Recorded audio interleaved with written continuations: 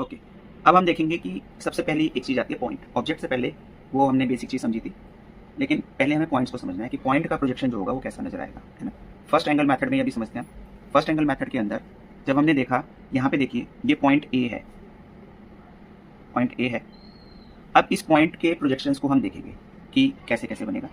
तो ऑब्जर्वर की पोजीशन ये है, फ्रंट व्यू यहाँ से देखेगा, वो यहाँ से जब वो पॉइंट को देखेगा तो उसका प्रोजेक्टर गया, यहाँ से उसने देखा और उसका प्रोजेक्टर गया और ये जाके वर्टिकल प्लेन के ऊपर इसका एक इंप्रेशन आ गया पॉइंट का।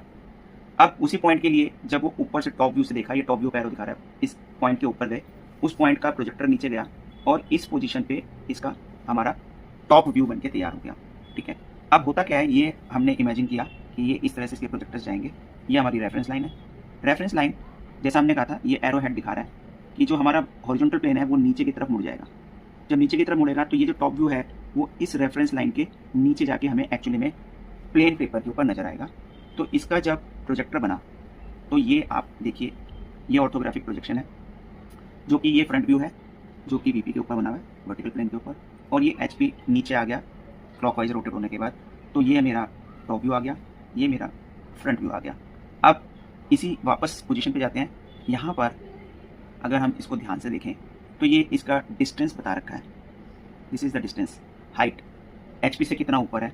तो ये एचपी से कितना ऊपर है ये मुझे सामने से देखने में पता चलेगा, और ये वीपी से कितना आगे है, ये डिस्टेंस 15 mm का है।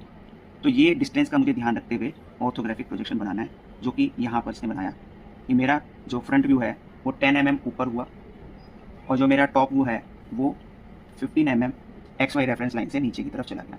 तो इस तरह से मैंने पॉइंट का प्रोजेक्शन बनाया। जब हम नेमिंग करते हैं तो इसके अंदर हम ध्यान रखते हैं कि फ्रंट नेमिंग के अंदर हम ए पॉइंट को डैश फ्रंट व्यू में दिखाते हैं और टॉप व्यू में उसको as a small alphabet A ही दिखाते हैं।